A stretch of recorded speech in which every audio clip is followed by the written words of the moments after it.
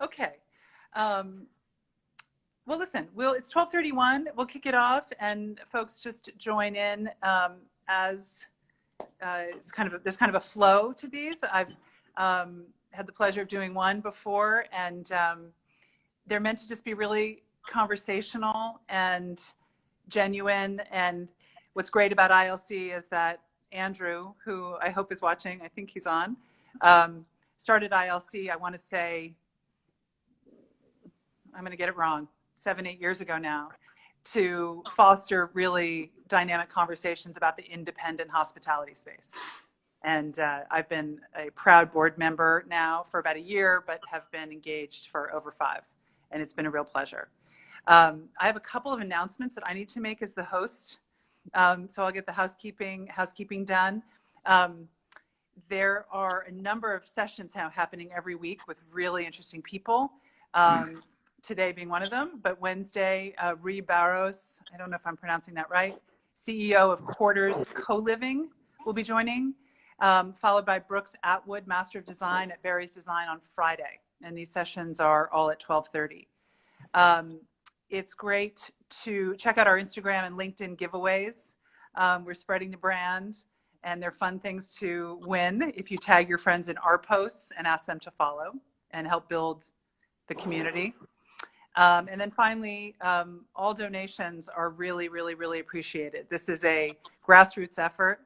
And in this particular time we're living in, the conferences obviously have been delayed. So this is the way we're keeping the conversation alive. So any contributions are welcome, and those can happen at ilcongress.com.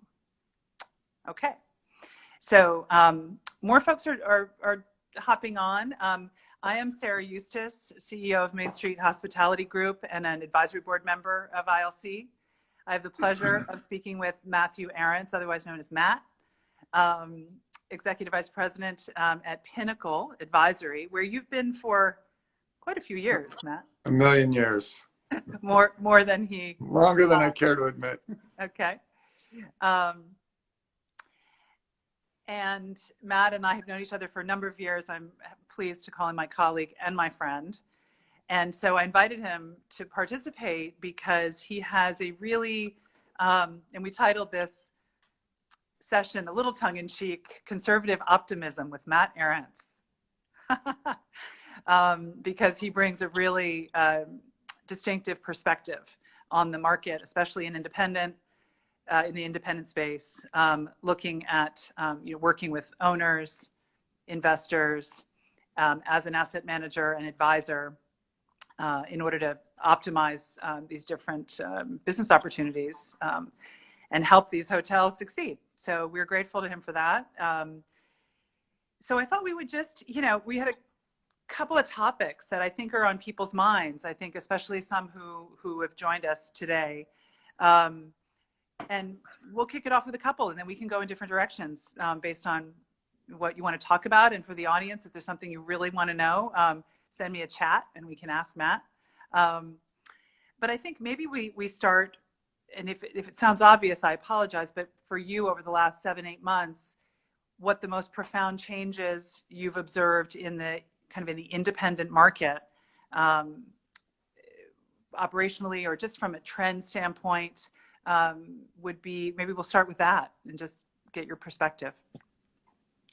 Sure. Thanks, Sarah. I think, as it relates to what's been happening over the last 7 or 8 months, I look at everything from an owner's perspective, sitting as an asset manager, and it's been, awful, right? So setting aside how awful it is, although I guess I should say it's also been very mixed, right?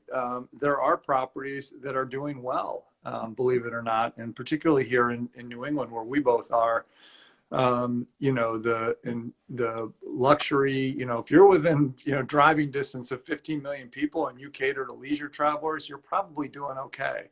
The properties on the Cape and Islands are all doing well, and really throughout New England that cater to leisure travelers. It's the urban properties that are really getting hurt right now. Those that are reliant on air traffic, obviously international demand, group demand and overflow. they're just really getting crushed, and they're having to pivot to go to leisure, right? Your group is gone, you go after leisure. So, and I think that's all out there and pretty common. A lot of people have seen that or are aware of that trend.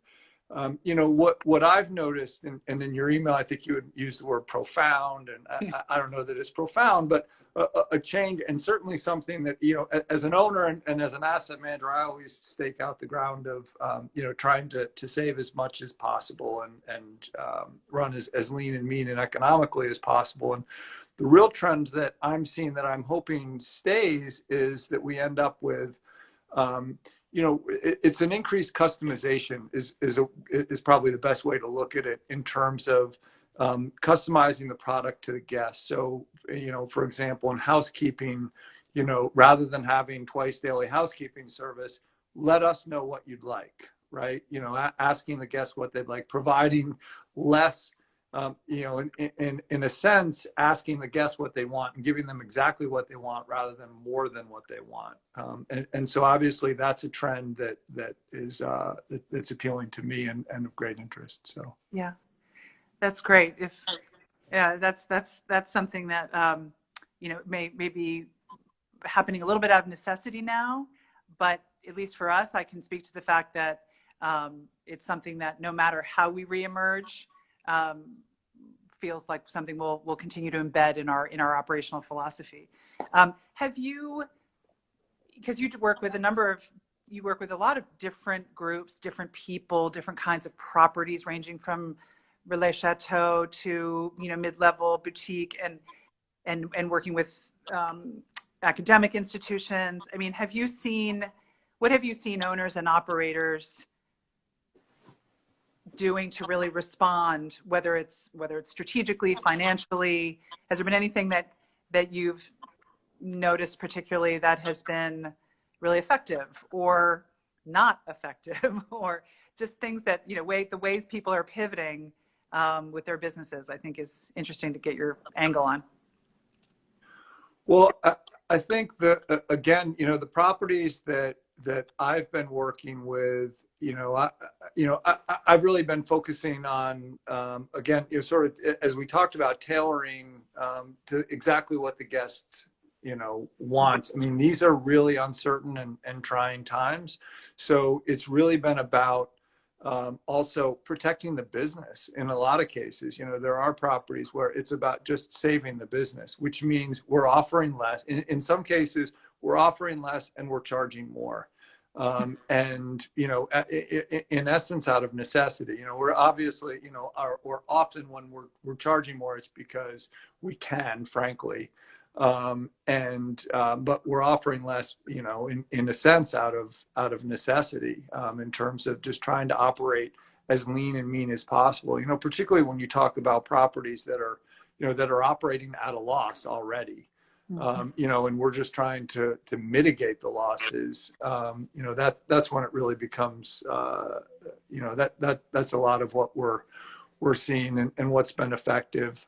And we see that in terms of, housekeeping is the most obvious, but, bell valet, food and beverage, and just in general, we're, a lot of properties are taking the approach of, these are trying times and we're doing the best we can. And we hope that you, the guest, will bear with us through this.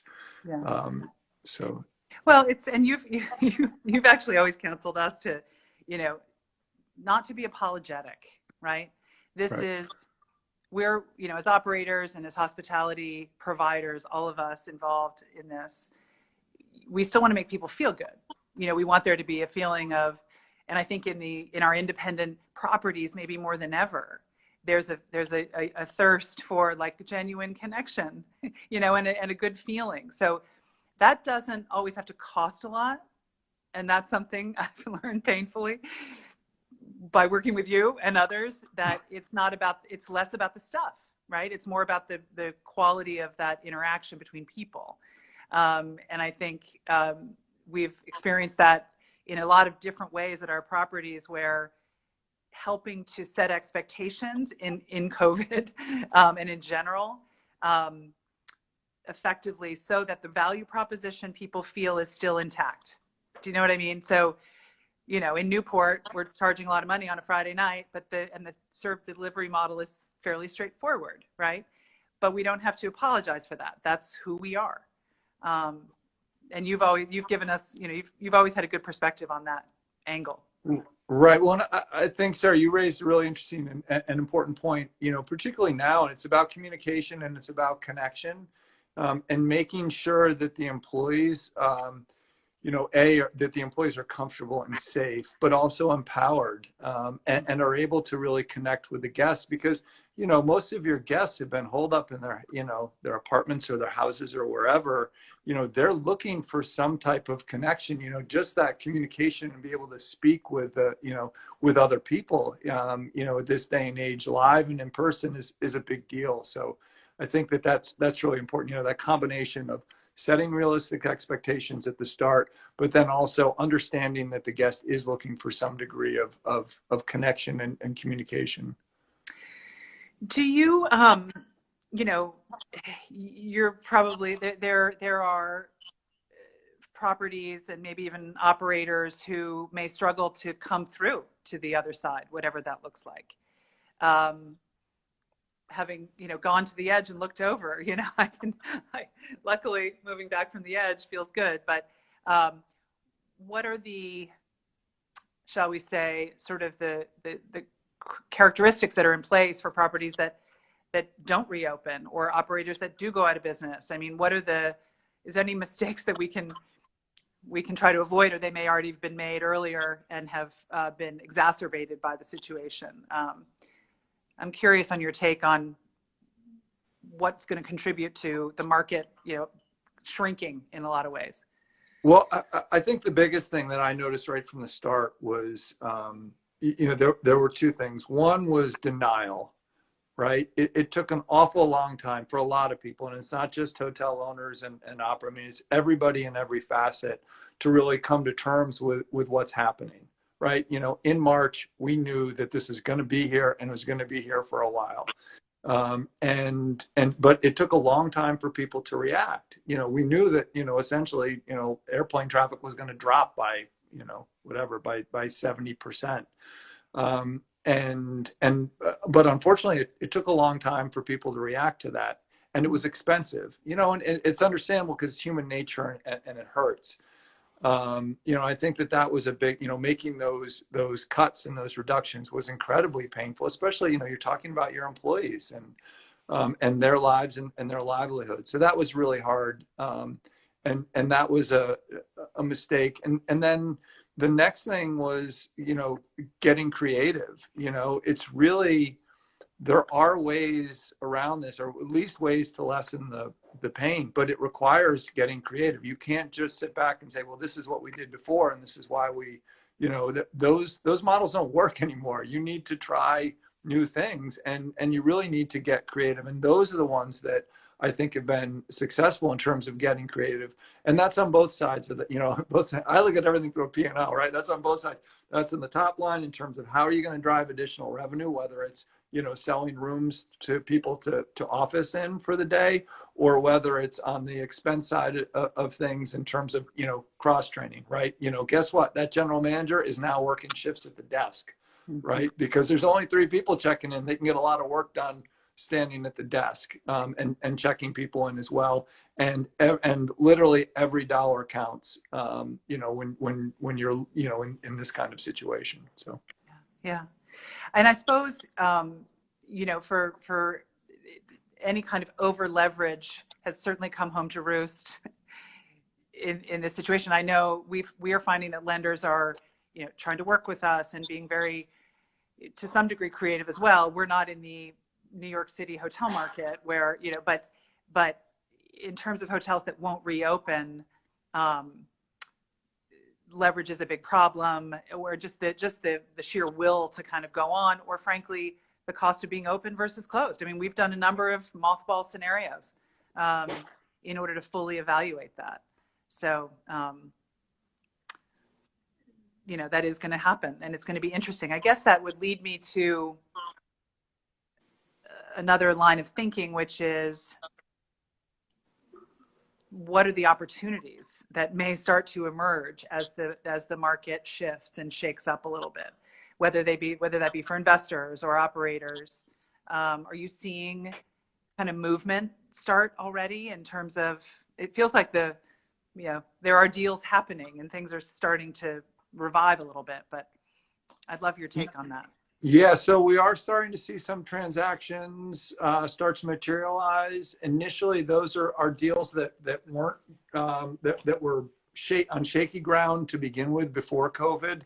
Are the ones that are out now, out on the market in terms of properties that are for sale, or are being foreclosed on by their lender. They're either, so over leveraged. Well, and part of the reason they're over leveraged is COVID, but also, in part if they were in trouble before. So we're starting to see some of that hit the market.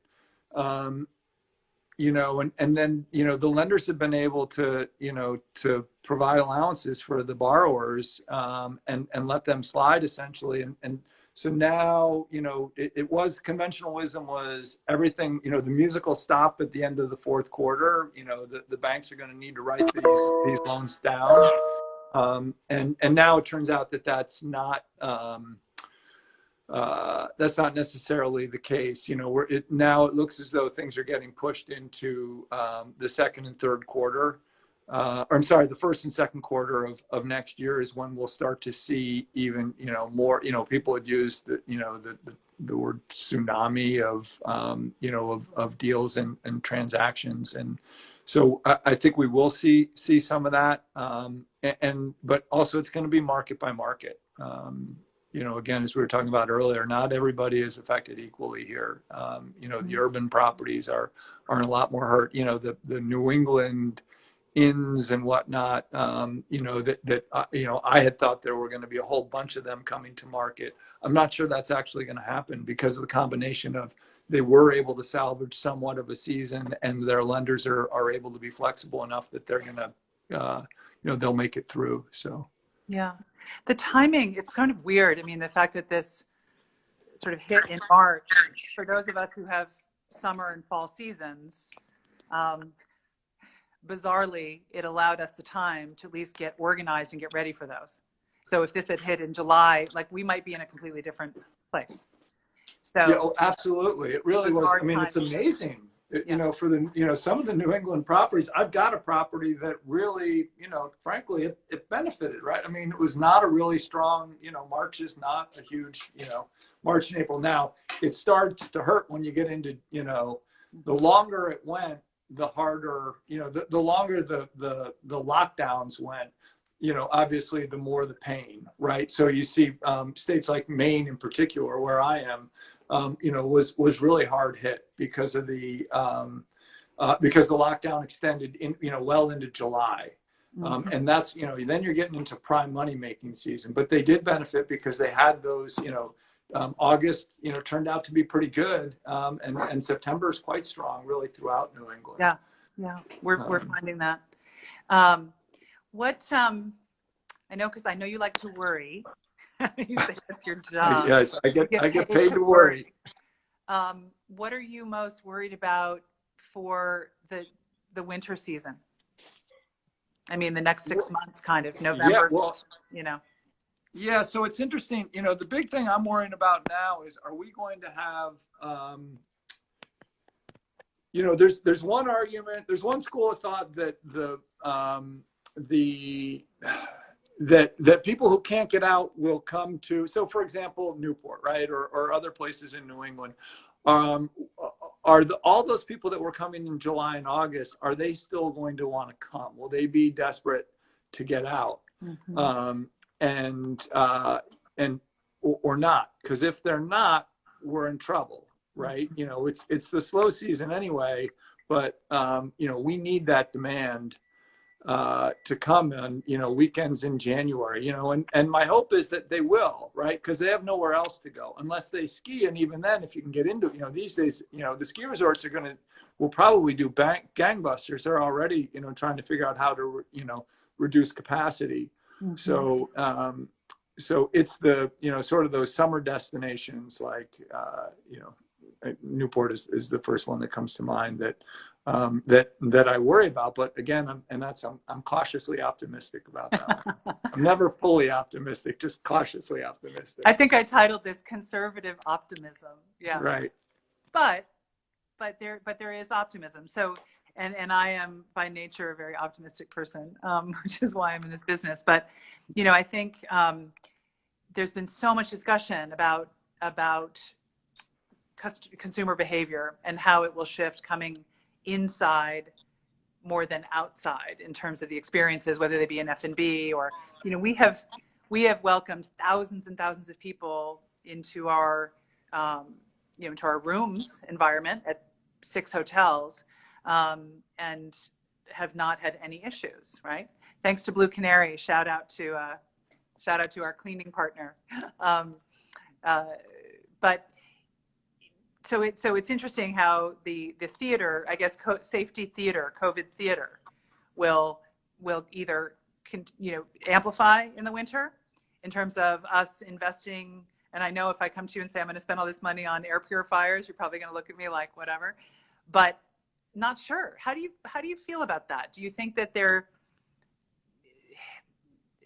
I don't know. We're tracking the testing progress. We're tracking vaccine progress, but we've had a pretty good result doing what we're doing and demonstrating that we're incredibly rigorous in the way that we're running the hotels. Not sure if we need more bells and whistles, or I don't know. What do you think about that? Well, I'm not a big fan of bells and whistles, particularly if they cost money. I know. But, I do think that, there's a lot to be said. I mean, the guest wants to feel safe, right? That's the most important thing. And so provided we're able to make the guest feel safe, that's critical. And, to your point about the air purifiers, there is something to be said for that, right? And oddly, I haven't heard a lot about it. And it struck me as odd early on. It became pretty clear that that touch transmission was not so much of the issue as the the virus out in the air, and wearing the masks was paramount. And yet there was so much emphasis put on wiping everything down and all of that. So that struck me as interesting. And while there was less emphasis on air and on the air purifiers. So we'll see. It is something that I'm considering. I've gotten the name of an air purifier system that is supposedly quite good, effective, and reasonably priced that I'm looking at. So we'll see. Well, I think to your point, it's the way that we communicate about this, both the words that we choose, the attitude with which we convey it to guests, matters as much as how we do it.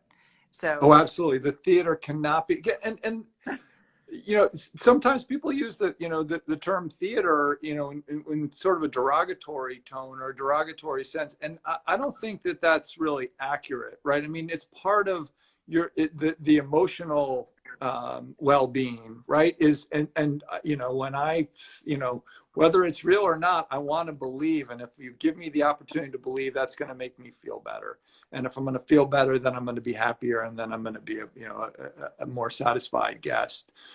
So I definitely don't discount the importance of the theater aspect. Mm-hmm. Do you find, no, nor do I by any stretch. Just shifting gears, we've got about 5 minutes. Do you feel, as someone who has a objective point of view, looking at different properties, looking at, evaluating different economic situations in hospitality, are people reaching out to you more? I mean, are you finding that more folks, whether they be independent operators or working with a management company, are kind of seeking your counsel more through this, or is it sort of the same? I'm interested in how your business is changing also. Sure. Yeah. Well, it's a mix, right? I mean, everybody's reaching out to everyone, or has been. There's been sort of this desperate need for connection and sharing of information, right? So we're seeing all these online conferences and chats like this. and the phone's been busy. The challenge has been, from my perspective as a consultant, everybody wants to know my opinion and wants advice, but nobody wants to hire us, or few people want to hire us until they have to, right? Because they're in such a cash crunch. Yeah. And that's that's a little bit of the challenge. But yeah, we've been quite busy recently with this in terms of trying to help out owners. But again, it's a mixed bag. So. Right. Well, now the last question maybe, and one that I should probably be paying money for, because everyone is trying to, everyone's in budgeting for next year, right? And trying to create a path upward, hopefully. Do you have any, crystal ball feelings about 21, 22, and in terms of rebound or sort of proportionate rebound, or, I mean, any gut level instinct? Who knows? No. No. Look, or don't tell, because, or Matt has the answer. Everyone should call him and hire him up, and then right. Look, I wish I knew, but I'm trained as an analyst, so I've just been trying to break it down as much as possible, right? That there's not going to be, much of any group demand to speak of, other than in the through the first half of next year, for the most part. But then you need to look at your individual property, right? There are small groups. There's talk that leadership needs to get together at different companies to meet, to figure out what to do strategic planning and to get together. Yep. So there is some pent up demand. That there's leisure demand, provided it's drive to. That international demand is gone, right, until the second half of next year. So you really have to take kind of a piece by piece analytical approach to trying to figure out what it's going to be. It's not a matter of simply saying, okay, it's going to be X% off of 19 or 18 or any of that. You got to look segment by segment, really carefully at your individual property and or your individual market too, right? And try and figure out what the market's going to do. So. Yeah, it is a forensic kind of exercise. Yeah. Well, listen, awesome. Thank you so much for doing this with me. I really appreciate it. Yeah, of course. And, luckily I get a chance to see you in another meeting probably in a couple of days, but I hope this was interesting for the folks who joined in, and I'll be back in 2 weeks with our friend Daniel. So that'll be interesting too. Sounds All great. right. Thank you so much. Okay. Alrighty. Enjoy the rest of your day. Thanks. Thanks, everyone. Bye-bye.